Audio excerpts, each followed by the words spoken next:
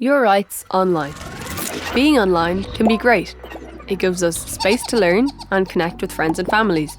But we know the online world can be filled with things like bullying, nasty comments and toxic feeds.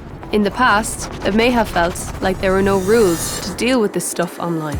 This has now changed. There are new rules that help protect your rights online and help give you more control over what you see. Coimisiún Meán makes sure that online platforms follow these rules. What are some of my rights online?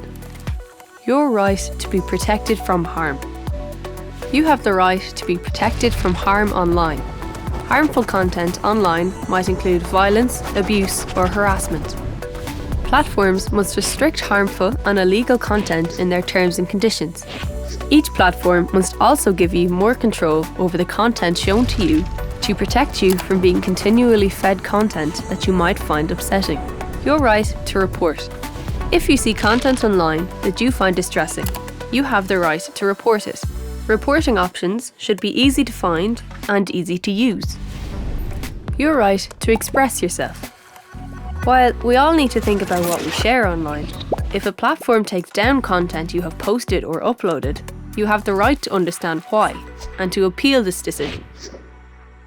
If you think your rights haven't been respected, always report to the platform first.